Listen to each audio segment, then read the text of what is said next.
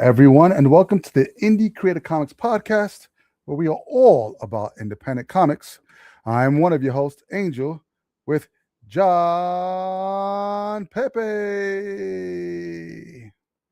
Oh, no, there's no John today. All right, sorry, guys.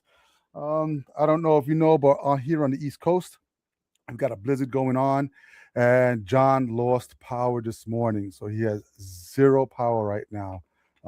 So he's kind of bummed that he can't be with us today. But you know what? You got me. It's probably going to be a shorter episode because I don't like talking to myself. But if you are coming online and I see some comments, maybe I'll pop them in there and stuff like that. So yeah, feel free to ask questions today. I may answer them. So I'll leave the comments window open just because it is myself today. But we do have a couple of books this week that we actually got to see, or actually that I pulled off the shelf, which were pretty cool. If you are brand new to the podcast, this podcast is all about independent comics, small press, anything from like Image, which is creator-owned stuff, to the small press stuff that's out there. We just take the books off the shelf each week and give our 2 cents on them as well. So we do have a couple of books this week. This is episode 179 of the Indie Comic Review. Just a couple of quick announcements. Really excited. All of March is pretty much booked for our Indie Creative Spotlight. We love doing the Indie Creative Spotlight because it takes indie creators and we just bring them up and, you know, they talk about their process, what they've got going on, their projects that they got coming up, and we just love to support as much as we can that indie market. A lot of these guys are, you know, self-funding or crowdfunding through Kickstarter or other places like Indiegogo. And we just like to give them a platform to be able to talk about their projects and hopefully send some people their way. There's a lot out there that we just want to be able to get everybody. We got Joseph. He says, what's your favorite indie book right now? What am I reading consistently right now that I really like? I mean, last week we got the Shadows of the Spirit book, which was really, really funky. And definitely, I'm definitely going to keep up on that one. I'm really into Barbaric, that series. So right now I think they're on their 4th volume. Vault tends to do a 4 to 5 issue mini on each one of them, progressing the story. So that's a really cool one. The other one that I also really like, I believe it's from, it's not Mad Cave, I think it's Massive. It's Kill All Immortals, the 2nd volume of that, which is pretty cool. So there's a bunch of stuff that we're reading each week. It's pretty cool. If you guys have your favorite indie books that you're reading right now and want to pop them into the comments, I'll shout them out so that people have an idea what's going on. Like I said, I'm solo today, so if there's questions that pop up on the feed, I'll be more than happy to answer them as I'm going through. It'll be a little bit shorter today because I have about 3 books that I took a look at in regards to what we popped out for the shelf. We do have some more announcements, and I had some kind of news that I wanted to talk back and forth with John about, so I think we're going to keep that for next week. Because Comics Pro wrapped up this past week, and there's some really cool stuff that came out of that. If you don't know what Comics Pro is, pretty much for retailers to meet with like publishers and distributors, and they kind of talk about what's going to happen for the rest of the year. It usually happens within the first quarter of the year, and they sit down and they show the publishers, the distributors show the retailers what's coming out pretty much for the rest of the year, if there's anything new. And there's some pretty cool stuff that came out of it. We got what to say is Robert Kirkman did a keynote. He said some really interesting stuff that I just want to pick John's brain about and see where he's at with that in regards to what Robert Kirkman had to say about the industry and indie comics themselves, and how we kind of need more of those independent stories out there. So yeah, we'll definitely talk to that.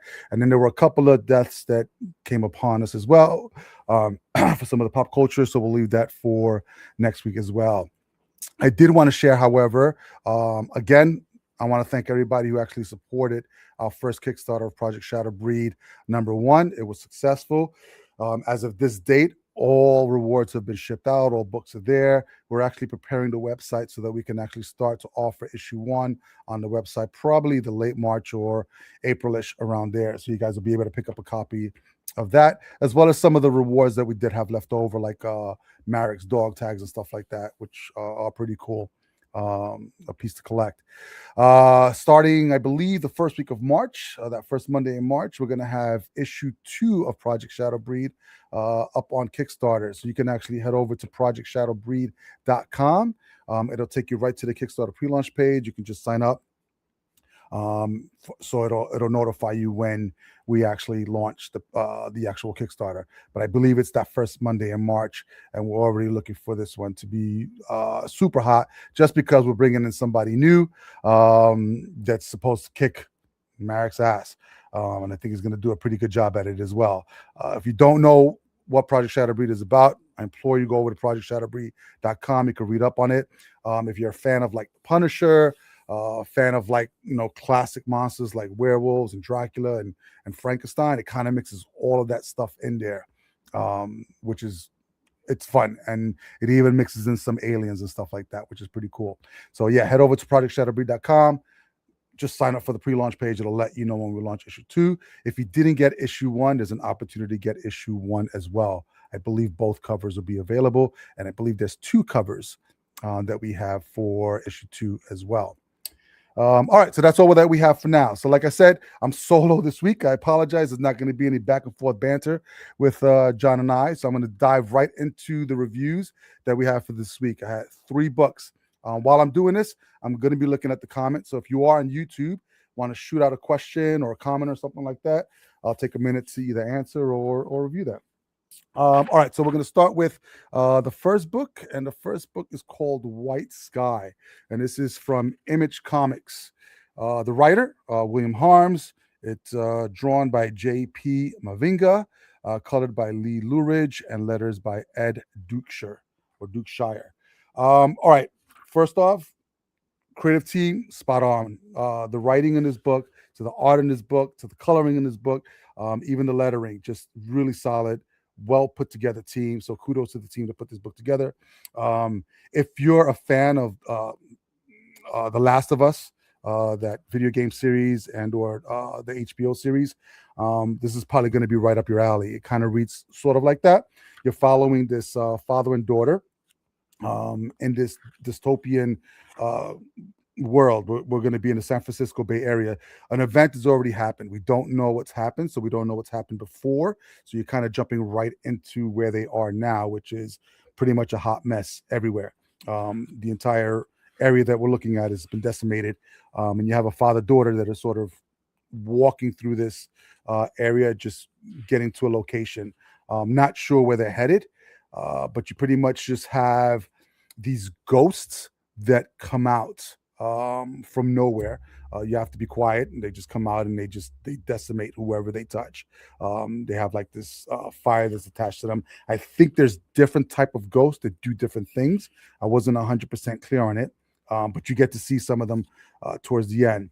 The one thing that I found about this book that I often question, I guess, the human race on, is when it comes down to it, if we have, a huge event that really decimates. So if we look at COVID, would probably be the closest thing that we've had where everybody was just locked down, just put into their own homes, but not yet sort of like that on the edge of the end of the world kind of thing. And I think if we had an event like that where we did have a zombie apocalypse or nuclear war, probably be more realistic in that sense, and we were dwindling on resources, what would the human species do? Would we help each other and try to get along and, try to save whoever was left over? Or would it really be like a lot of the stuff that we've seen from like, The Walking Dead to even The Last of Us, where, you have these bands of people that are just going to just rob people of all their resources and then just keep moving around like nomads doing that. And this book has that element as well in there. So you had these people who actually end up kidnapping the dad, with the daughter being left behind. But it just left me pondering in regards to, if something happened in real life, I'd like to think, and this is probably me being naive in this respect, that humans would help each other because we've already been decimated. But I think when it comes down to the resource aspect of it, if there aren't enough resources to go around, what happens then. And I think that really pushes it. So we're in this place, San Francisco Bay Area. Everything's been decimated, and yeah, like I said, you're following father and daughter. They're going somewhere. We don't know where as of yet. But then we come upon them being robbed, I guess. So we have somebody just come out of the woodworks. They end up kidnapping the dad, and with all the noises being made, then you have the attraction of these ghosts coming, and the daughter's left behind. And as she's yelling, you see the ghost coming, and the guys that have kidnapped the father have taken him away, and the ghosts are coming towards the girl. The girl hears somebody talking to her. She doesn't know who it is or where it's coming from, and she's just told to put a salt ring around herself and just stay still. So as the elementals come in, they can't pass the salt. She has a big AR rifle. She's scared out of her mind, rightfully so. And then all you do is just kind of see her put the muzzle to her mouth, and then her eyes at the very end just saying, "Please leave me alone." Really disturbing imagery towards the end. I don't know if you can see it because it's going to be super small, but yeah, I mean, solid.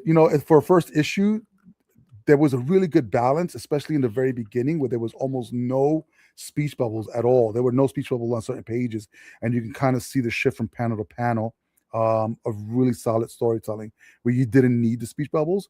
And I think the mood being set by the tone of the colors just let you know how you should feel and what this world actually feels like. Wouldn't want to be there.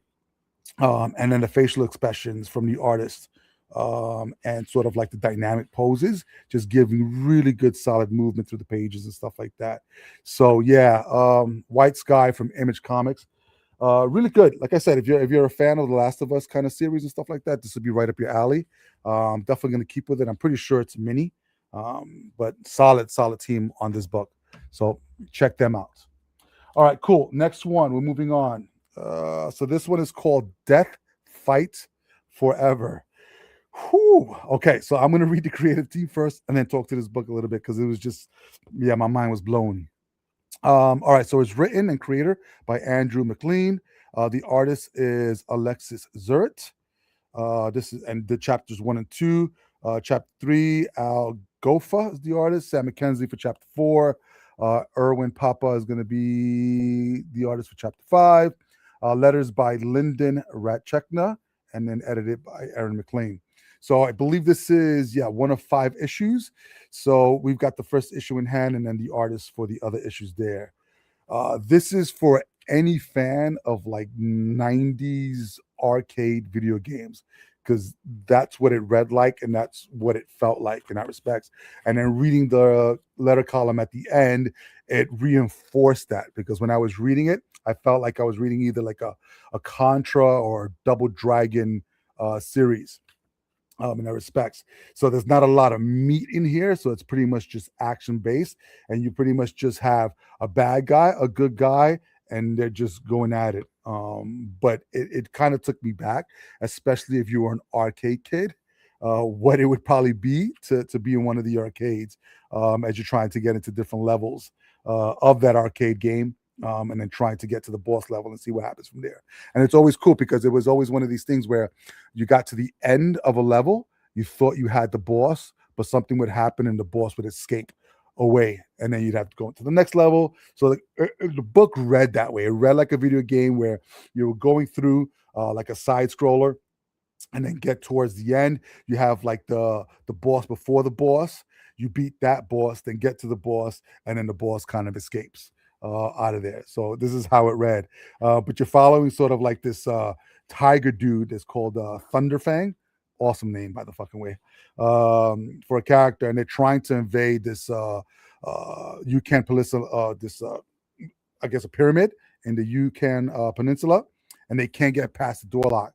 So they end up calling on these 2 brothers called what the hell is it? Crash and Bash, dude. They reminded me of Contra dudes, but or like the brothers from Double Dragons.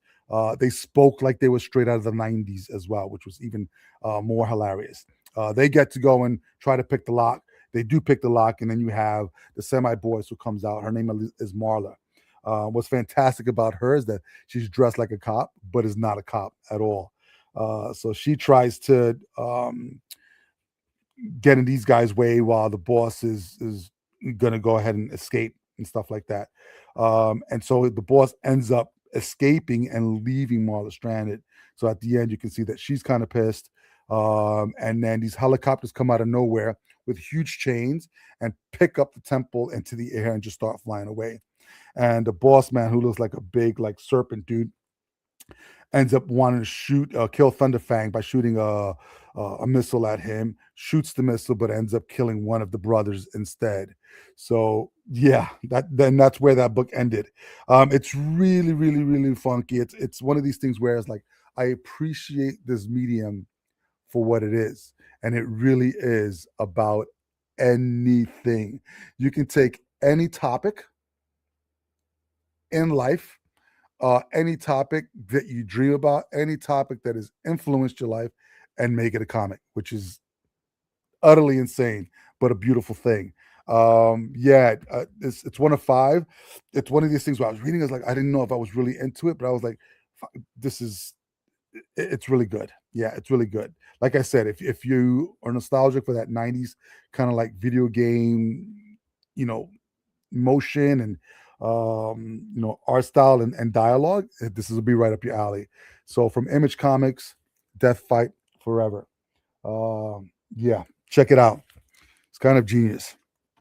Model the cop, the non-cop. All right, cool. Last one. So we're moving on to our last book. This one was a little bit meaty and not meaty at the same time. You had so many tropes in this one. All right, so this was called End of Life. It's from Vertigo. So we did have a discussion. We had a book, I believe, last week from Vertigo as well. John and I were contemplating whether or not we wanted to bring Vertigo into the mix because it is DC Vertigo. DC is one of the big two companies, but Vertigo is supposed to be their creator-owned content. So as far as we know, because Vertigo was out for a while, it's come back. We decided to keep it in there because as far as we know, it's still creator-owned content under the Vertigo label. All right, so what do we got? Yeah, this one was all over, not all over the place where you didn't understand it, but there was a lot in this particular book. But basically, you have sort of this guy. It follows this guy named Eddie Stallion, and he's an assassin, or he's part of an outfit of the menagerie of that have like animal faces. So when you're accepted into the group, you're given an animal, not persona, I guess, but they all have their hoods for us. So like there's a raven, there's a horse, there's all these different types of animals. So hold on, I got a question from Joseph again. Comic book titles aside, did you find any creative team presently out there? Put it up here to watch out for. Oh, dude, that's a good question. It's tough because we read so many, and when it comes to the indie stuff, it's hard to. For me, it is at least. John's really good at remembering who's written and who's drawn what, so he'll do that out the top of his tongue. But for me, it's a little bit harder because I don't retain that information. I just retain the stories and stuff like that. But it's a really solid question. Joseph, if you're here next week, I implore you, when John's back on, ask that question because I'm pretty sure he'll knock it out of the park in that respects. But for the most part, the books that we've read, and like I said, this podcast is really, we'll never shit on anything because we understand that how difficult it is to get the content out there, even get the teams together. There's going to be stuff that we don't gravitate towards, certain types of genres, or there's just some misses for us when it comes to the storytelling that we didn't pick up. But we'll never say that it's a dud, because what I'm missing from that particular piece, someone else could appreciate it for a different reason.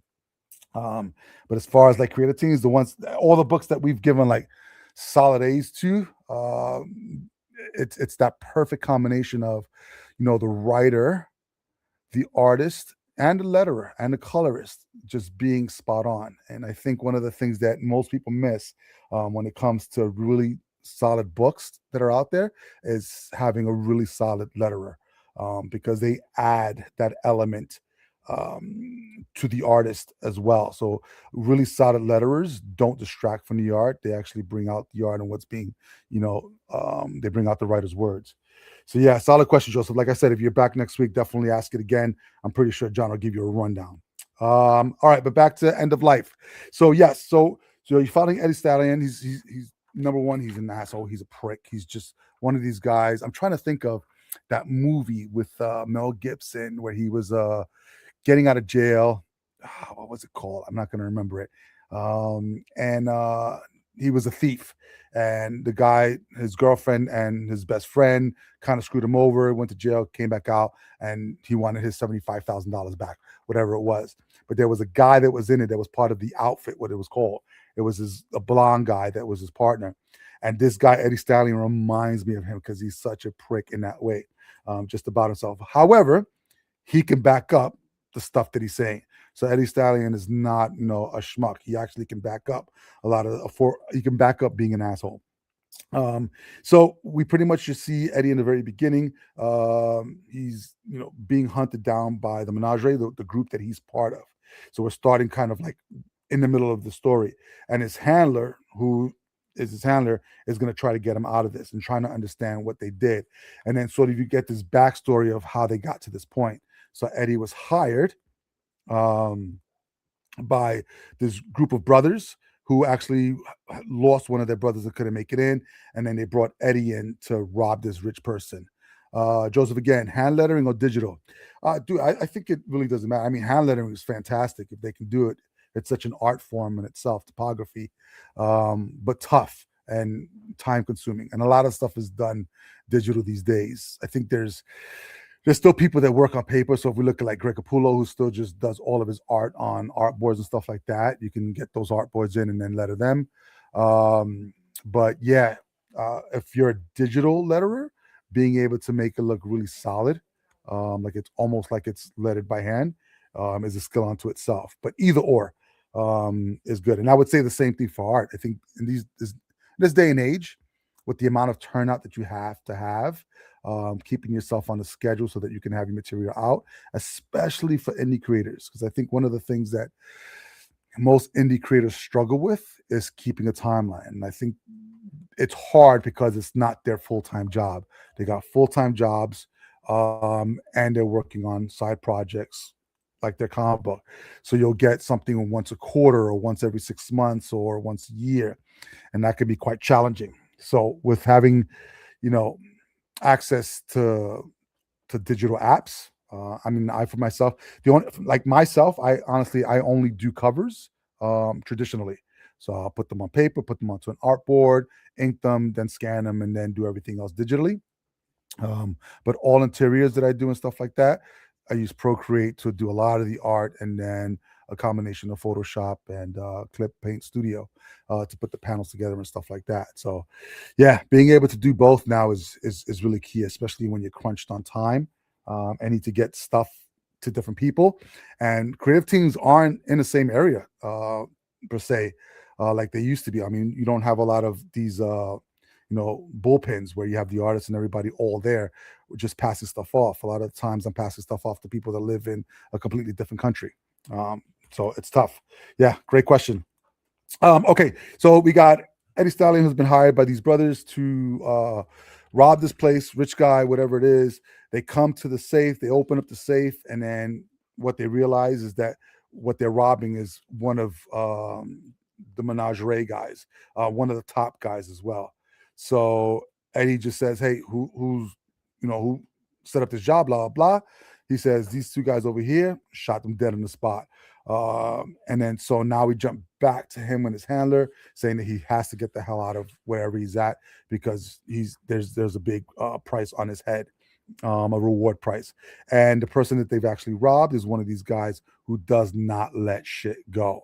So no matter what happens, he's not going to let it go until Eddie is dead.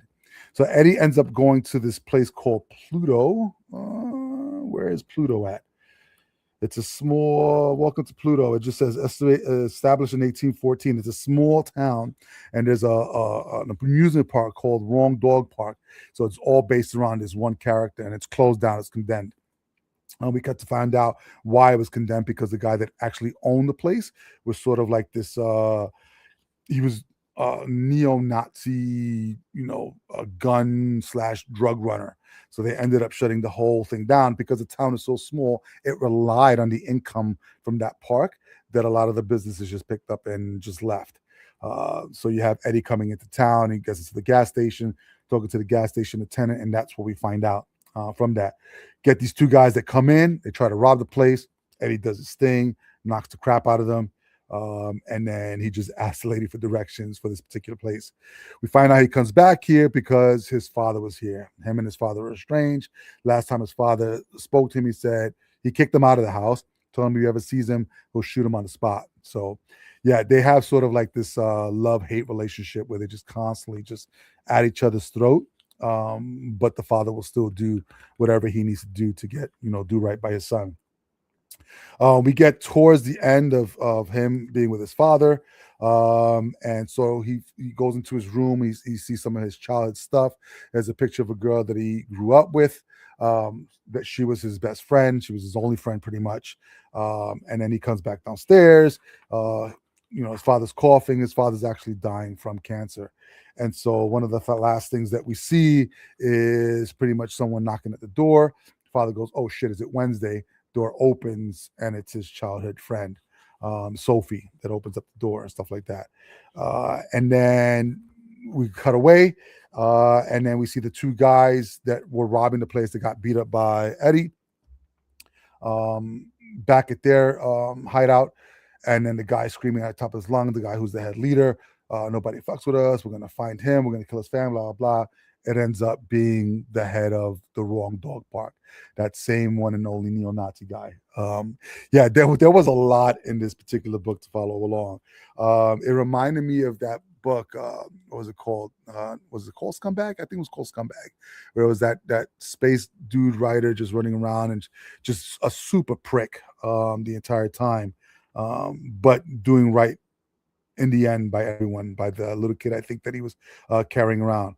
So this is what we have. We have a super prick who got himself into a situation with the outfit that he belongs to is now hunting him down. So you got a little bit of like John Wick in there, a little bit of that scumbag thing going on in there as well. And then now he's got two sets of people that are hunting for him. So it's going to be interesting to see where this book goes. So I found it, really interesting. So if you're a fan of that type of like John Wick kind of stuff, yeah, End of Life from Vertigo. Check it out. It'll be cool and whatnot. And that's the 3 books that I have for you this week. Like I said at the very beginning of this podcast, on the East Coast here, we've got some storms going on. So it knocked out John's power. That's why he's not here this week. So you only got me. Shorter podcast, but I gave you 3 solid books that we had for this week. Definitely check them out. So you got White Sky from Image Comics. Really, really cool. If you're a fan of Last of Us, check it out. You got Death Fight Forever. 90s video game, nostalgia right there. So if you're a big fan of like Double Dragon, Contra, that type of stuff, check out that book. That's also from Image Comics. And then End of Life, John Wick style kind of. I think it was called Payday. Was it called Payday? No, Payback. Yes, the movie was called Payback with Mel Gibson. It reminded me a little bit about that, just the way the guy was in that particular book. So think Payback, the movie with Mel Gibson, a little bit of John Wick in there, and you got End of Life from Vertigo. Pretty cool stuff there as well. I think that's it. All right. Well, that's going to take us to the end of this episode this week. I said like a short one, but John will be back next week and we'll be able to discuss a lot of the news items that I wanted to discuss, which were really key for this week. All right. Listen, thank you guys for joining us. If you like what you heard, subscribe to the podcast. Better yet, invite some of your friends to come and listen to us. We're live every Monday at 1 p.m. We'll go live. If you have questions, we'd be more than happy to answer them. So feel free to write them into the comments, especially if you're on YouTube, because that's where we're reading them from. If you're a creator and you want to be on our podcast, go over to indiecreatorcomics.com, fill out the podcast form. John and I would love to have you on to talk about you and or your projects that you've got coming up. If you're on social media, at Indie Creator Comics, that's where we are everywhere. Last but not least, support your local comic shops, because without them, we would not be able to do what we love to do, and that's read comics every single week and bring you our reviews, news, and interviews. Look out for the month of March. Like I said before, we have pretty much every week lined up with a new creator. And we want to share what they've got going on, and hopefully you'll be able to support them and what they're doing as well. So until next time, we want to thank you for joining us on the Indie Creative Comics Podcast, where we are all about independent comics.